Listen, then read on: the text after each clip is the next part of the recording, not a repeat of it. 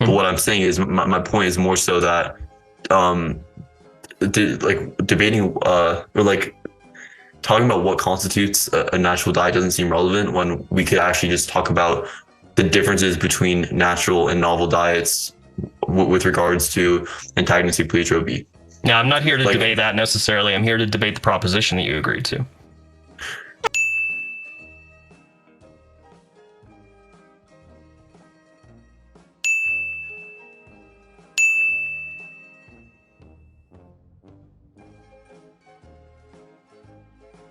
My first question here is like, yeah, what's the evidence for that? oh wait, are you already recording on your end? Oh yeah. All right, so do you mind just repeating the claim? Yeah, so the proposition that was clarified was all else equal, any diet consisting of less than 20% meat will not be likely to yield maximum longevity to a greater degree than than a diet of greater than 80% meat. And you agreed that this is a scientific hypothesis. So given that it's a scientific hypothesis, I then asked, what's the evidence? Yeah, well, meat. There was a recent 2020 study showing meat is associated with longevity. That's not really going to get you to the proposition. I mean, like, did they actually have like a comparison between under 20% meat to over 80% meat? No, but meat was. I mean, I thought you didn't want to get into the actual intricacies of the numbers. I mean, if meat is associated with longevity and there's actual really quality evidence that meat eaters are more prone to the unhealthy user bias, then why wouldn't you expect that eating more meat yields longevity? Right. So are you referring to that cross-sectional study that had like 100 and something countries in it? Yeah. Yeah, so like that's just like an ecological association. So like I have an alternative hypothesis. Meat is a correlate for affluence, and people have more longevity in affluent countries. So what's the argument that this evidence is more expected on your hypothesis than my hypothesis? I mean, that's an interesting idea. I look at the unhealthy user bias, and as I said, there's complete proof that meat eating is associated with doing other lifestyle factors that are proven to be detrimental to longevity. And therefore, I think if we're seeing that meat is associated with longevity, despite those negatives that meat eaters are more likely to partake in, then it seems pretty clear to me that eating meat is a good way to ensure longevity. Yeah, but I'm not sure how that makes I'm not sure how that makes this evidence more expected on your hypothesis than mine, because affluence is going to probably supersede most of those other health considerations in terms of its explanatory power with regards to longevity. So you might even just expect this on my hypothesis more. So like, what's the argument that this evidence is more expected on your hypothesis than mine? Where's the evidence that affluence is more is playing a larger role in longevity than the various like unhealthy user biases that eating meat is basically that goes with eating meat. It's not my burden. It's your burden. You're the one making the claim. You need to demonstrate that it's more expected on your hypothesis than some alternative hypothesis. It's not my burden. I'm giving you an example of epidemiology, and it seems like there's kind of an inconsistency in your appreciation of epidemiology based on what your agenda is. No, I would disagree. But can we actually, like, can I get a concession then that it's not clear that this is actually evidence in favor of your hypothesis? If you're going to say like, oh, there's this study that showed like this correlation between like meat eating and whatever, it's like, okay, that's one hypothesis, right?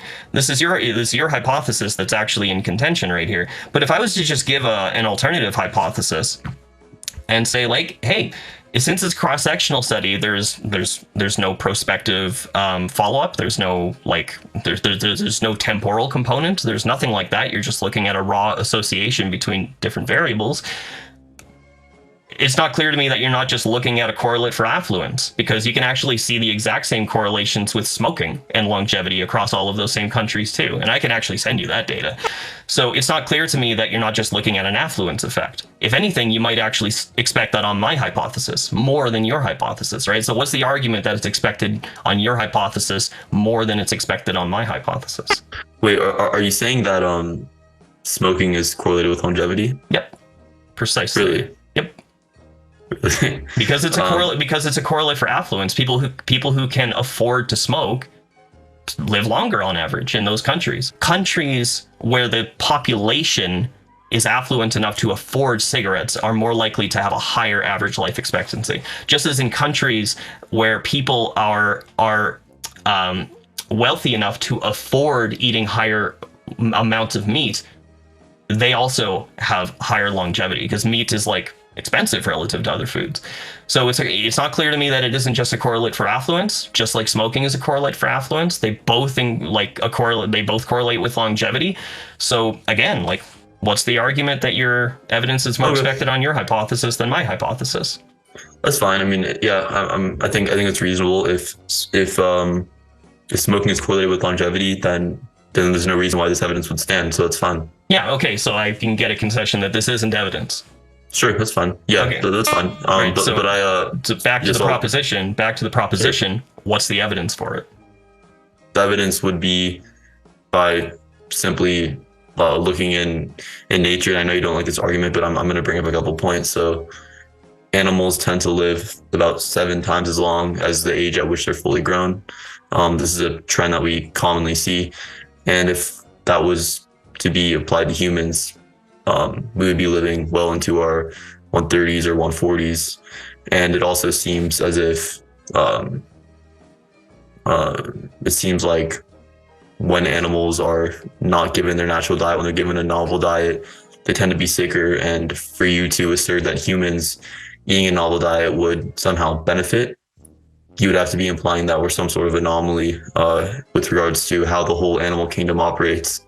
And I don't think that's a claim that can be made, or at least justified. When you're looking at wild animals, it's not clear whether or not you're just seeing some survivorship bias effect. At the very least, it's not clear whether or not you're just seeing some survivorship bias effect, right? Because most wild animals die when they're young before they can even reproduce. This is true of humans too. Like over 50% of humans like die, or like around 50% of humans like die every generation in the wild, right? So infant and child mortality rates are up around 50% in like traditional ancestral historical populations and whatnot. And this is actually just a very recent phenomenon that we were able to drive that down through things like vaccination and whatnot. Now we have like under 1% or even under like a fraction of 1% infant and child mortality in like Western developed countries. So the thing is that when you have 50% of your population dying every generation, it's not clear that like what you're seeing isn't just actually a survivorship bias effect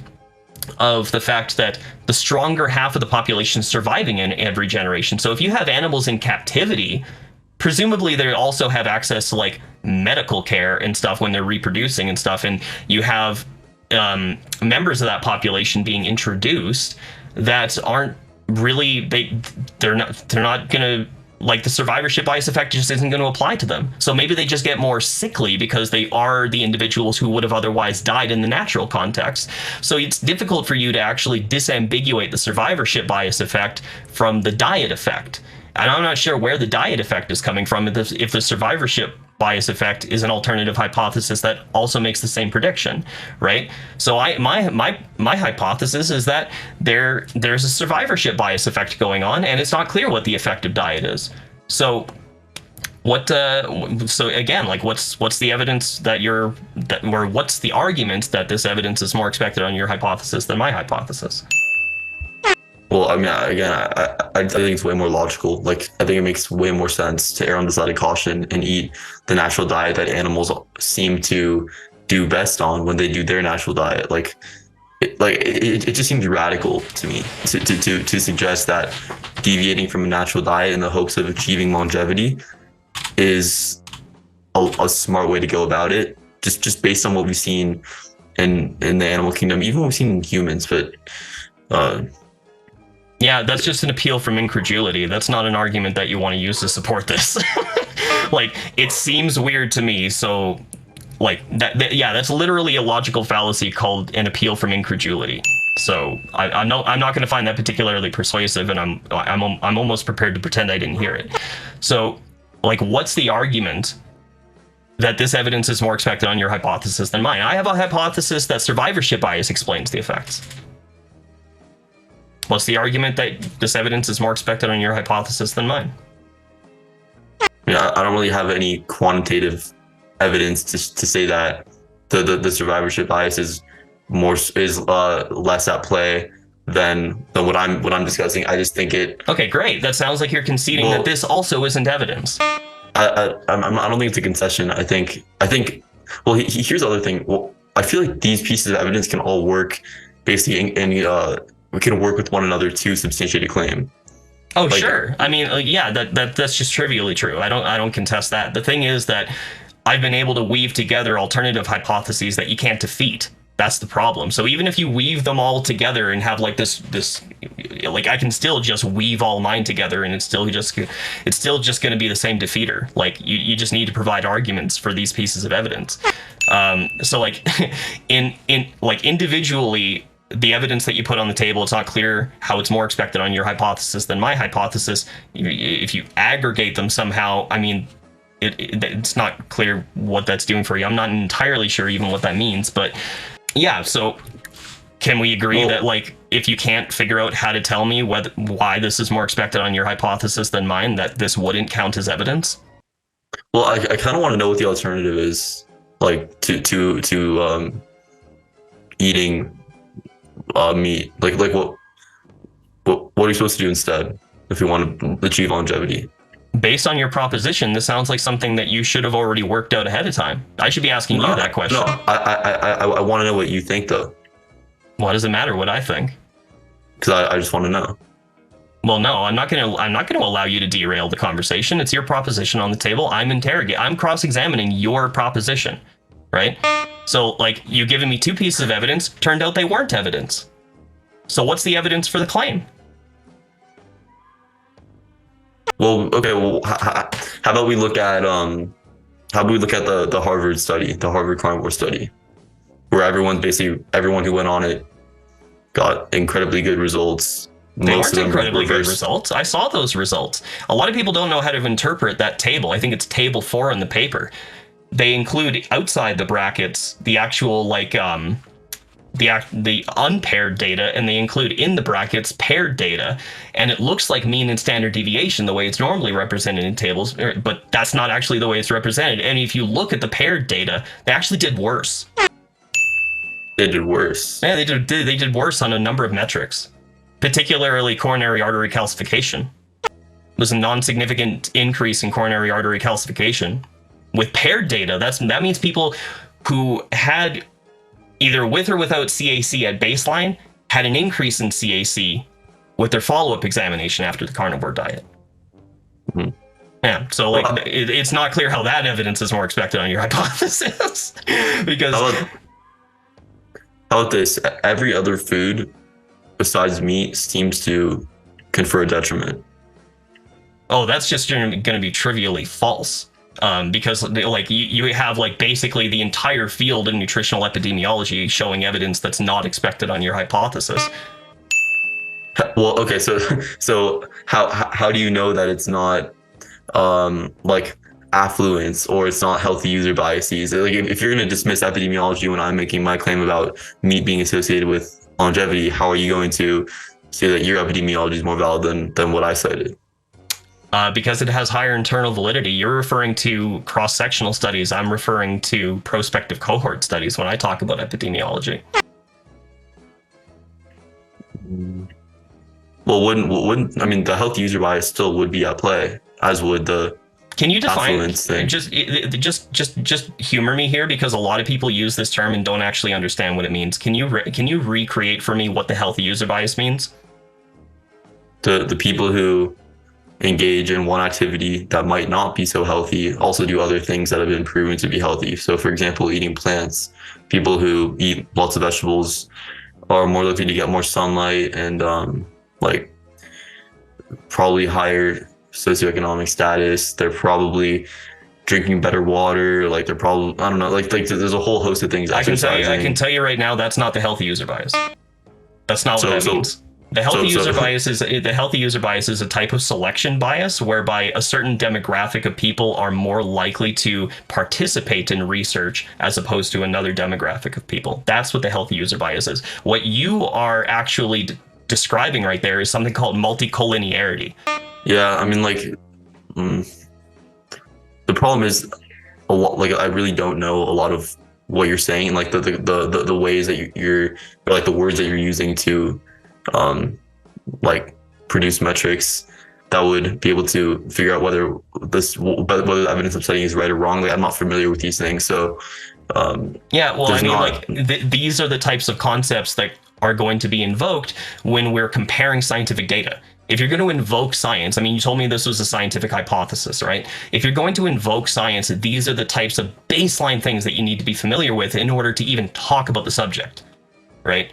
So just if you're admitting to me now that these are not concepts that you're familiar with, basically you're admitting to me that you're not familiar with science. And if you're not familiar with science, I would say that you be a little less confident in your claims regarding scientific evidence going into the future. How about this? I mean, we've eaten significantly less meat and less animal products in the past 100 years, and our rates of heart disease, cancer, all chronic diseases have gone up. How do you know they paid chronic diseases? I don't mean to cut you off, but how do you know that they've paid a price in virtue of like eating less meat? Maybe they paid a price in terms of affluence. Maybe they paid a price in the fact that they can afford to eat whatever the hell they want, or they paid a price in terms of having access to labor-saving devices. Maybe there's less physical activity. Like, there's all sorts of alternative hypotheses about what produces more disease. Personally, I think it's like an intersection of a number of different factors that produces like the types of disease that we see in modern time. And I think survivorship bias also is something that you can't disambiguate here, because in the early 1900s is where we really saw the stepwise reductions in infant and child mortality. So prior to those times, yeah, sure, it's natural that everybody would look like super robust and fit, right? Because like the weaker half of the population was dying every generation. But now in the modern era, we rescue all those people. And maybe those are just the sickly people that would have otherwise died. And now we've rescued them. They're allowed to survive through childhood. And maybe they just produce sickly adults. And then you see a rise in chronic disease. That's an alternative hypothesis, right? So it's still not clear to me how that evidence is more expected on your hypothesis than even the negation of your hypothesis or some alternative hypothesis. No, it just about I mean, how about the blue zones where they're eating lots and lots of meat, and even like the Hunza eat like 50% of their food from dairy, and like just it seems like the blue zones do eat a lot of meat, and they live obviously a very long time. Are there more confounders in those groups as well? Well, it also just seems like a cross-sectional thing. Like it's not clear how that is actually evidence for the hypothesis, because there's a number of other factors that could explain that. I mean, the blue zones also tend to be more of a religious orientation, and maybe religious orientations have, some longevity benefit. Maybe, I mean, they may eat a lot of meat, but they also eat a lot of plants. So maybe it's the plants that are conferring the longevity benefit. It's not clear that the evidence is more expected on your hypothesis than the alternative hypothesis that I'm putting on the table, right? I could give you randomized controlled trials showing people in ketosis get better biomarkers, or people removing fiber from their diet get better constipation, or like constipation relief, or people stopping oxalates or lectins get better results as well, or like people eating more meat improves anemia, or like there's a bunch of things that one put together. It sounds like, but wait, I'm sorry, I don't mean to be rude and cut you off, but it sounds like you're making a category mistake, because a lot of the endpoints on a lot of those studies don't even interact with the proposition. The proposition is about maximum longevity. Yeah, it's not about it's not about biomarkers moving in one way or the other, because maybe biomarkers move in the opposite direction, you get a longevity benefit. That's possible. Is it possible for a biomarker to worsen, yet that may yield more longevity? Sure, I could give you an example actually. For example, in populations that have the C677T mutation for MTHFR, they have all sorts of biomarkers that are going out of whack, right? Particularly homocysteine, yet they live longer. Don't know why. People with increased bilirubin live longer. That's a biomarker that's out of whack. Happens all the time. Mm-hmm. Right, it just like it happens all the time. Markers go out of range, and for whatever reason, you get a longevity benefit. But this is tangential to my point, which was, listen, like those studies aren't even things that are interacting with the proposition, because the proposition's about maximum longevity. It's not about biomarkers. It's not about oxalates, causing kidney stones or anything like that. It's literally about longevity, right? So I would just dismiss those studies as some kind of category mistake. So like, what is that evidence?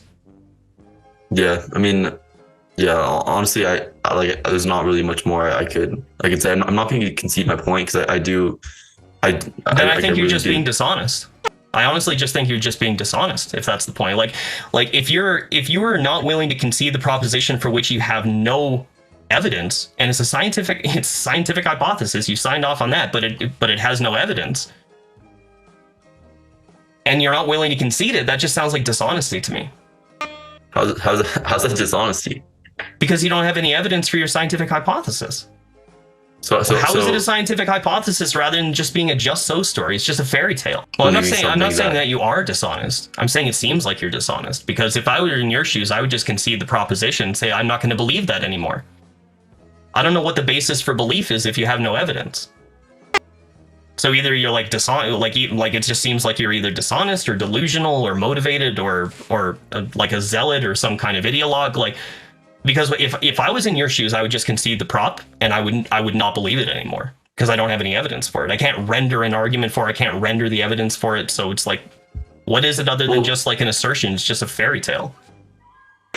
I mean, I could say the reason why I believe it is because of the results that I see. Like, and it's not something that I can quantify. So, which is why it's kind of difficult. Like, I know what I see, and what do you see? What does that mean? What do you mean? Like, what are you referring to? Like how I see people's health improve when they do at least 80% meat, which is, working within the confines of the claim.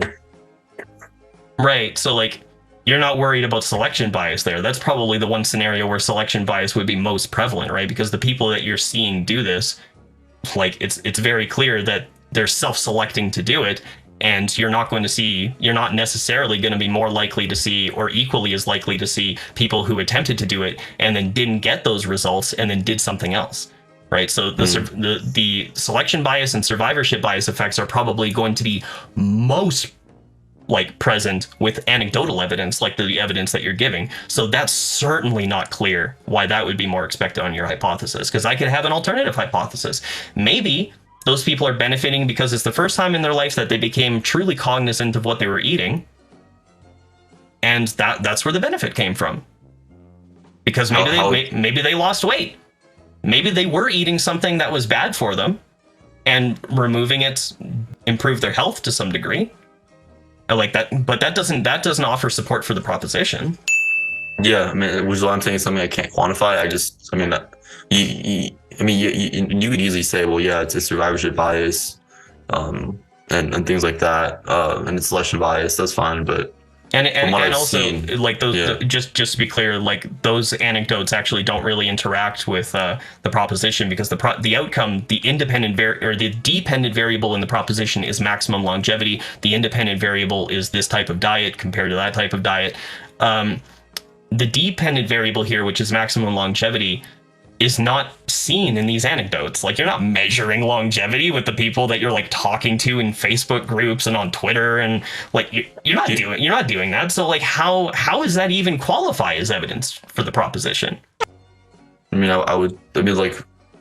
it would seem to me that feeling better, being healthier, is a good marker for better longevity relative to feeling bad. Yeah, people feel good all the time doing things that are bad for them. That's not revelatory to me. People do drugs and feel good, and like people feel great when they do drugs and they get longevity detriments. People feel great when they drink alcohol and they get longevity detriments. They feel great when they smoke and they get longevity detriments. Why should I accept that this is an instance where people are doing something feeling great and getting a longevity benefit? Even you're not measuring longevity. I have no reason to accept this. Yeah, I mean, you don't need to accept it. Well, I'm open to being convinced, right? That's what I'm here for. Yeah. I don't know, Nick. I mean, you're a you're a much better debater than I am. I just think there's people who live a very long time eating meat. It seems like, from my understanding, they're like Greek philosophers who lived well into their hundreds, eating mostly meat. So like Greek philosophers living into their hundreds and eating meat. Well, maybe they were living into their hundreds due to some other variable. Like maybe religiosity has something to do with it. Like maybe a survivorship bias effect has something to do with it, because they also encountered the infant and child mortality problems. Right? So it's not clear that it's not clear exactly what effect, if any, the diet is having on their longevity necessarily. Well,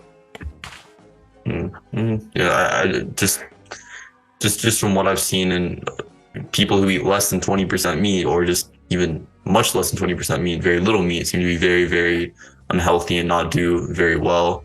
This is just from what I've observed. And are you collecting data about like death records or something? No, it's just right. So that what doesn't I've seen in the past. Yeah. So like if you're not collecting that sort of data, then it doesn't interact with the proposition. Yeah, I don't really have much more. I feel like we need to talk about. I mean, but you're not willing to concede the proposition, though, right? No, because I believe it's true. I mean, I believe. Just try really hard, man. Like, bear with me. What is the source of the belief? I think if you make a nutritional change and you feel better from it, and the only thing that you changed was the food you eat, you consistently feel better, then I think that is a good marker for having better longevity. I don't think feeling bad, like with a certain diet, and then I don't think feeling bad is going to produce more longevity than feeling good. All other factors aside. Well, I mean, you're certainly not in a position to say that you're observing all other factors aside. I mean, just initially, like what you said, like if all you did was change your diet, that entails like probably like somewhere around 100 different changes if you're going to something that approximates a carnivore diet, because people typically eat varied diets of like tens of hundreds of different things, and if all of a sudden you replace all of those things with meat, you're making tens or hundreds of substitutions, right? So it's not clear to me, like, if it was just the substitution of one of those things that had the effect, and the meat is kind of here nor there, and if you would have gone on a similar diet without that meat and just replaced that one thing anyway, you would have seen the exact same result. It's not clear to me that that's what's going on. And additionally, because you're not collecting like death record data, it's not clear that it interacts with the proposition. So when you say like, I'm making these observations about the way people live or like what people are doing, and it seems to like work for them or whatever, it's not clear to me that that is actually evidence for the proposition, because the proposition, the dependent variable of interest in the proposition is maximum longevity.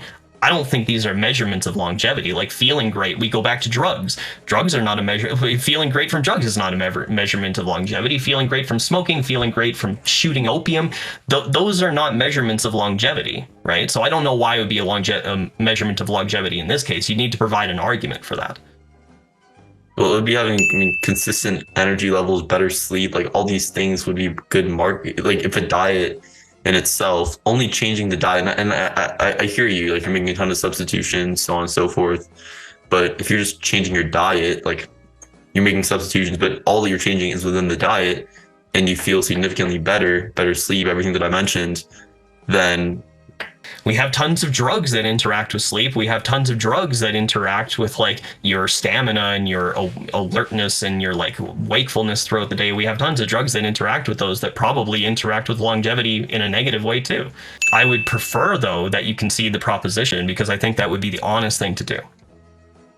I'm not going to concede the proposition because I believe it to be true, and it's not just in like I'm doing it myself. Like I'm doing this because I'm eating at least 80% meat because I want to live a long time. But wait. But none of the reasons that you've given me for forming the belief are actually things that are clear to me should increase the credence in the belief. Like, you're talking about people getting benefits. What does that have to do with maximum longevity? Like, you're talking about people feeling good. What does that have to do with maximum longevity? Like, those things are decoupled, right? If you're saying that like they're coupled somehow, you have to provide an argument for that. Yeah, like I think let's just call it, because yeah. I'm not. I mean, like you're gonna have to leave, right? Like, you're gonna have to leave the call, because I'm not letting you off the hook. I want a concession on the proposition because you couldn't defend it. I'm not going to concede the proposition. Like, well, then you're gonna have to leave the call. I'm not leaving. I want a concession on the proposition because you couldn't defend it. Yeah. Well, yeah. I'll just leave them. That's fine. Okay. I mean. All right. See you. Recording stopped. Dude. Fuck off, I don't want anything to do with you. Don't ever speak to me again. You're a fucking piece of shit. Even vegans don't get your weird, stupid wannabe sense of irony here. Who is your audience? Nobody gets these dumb jokes. Dude,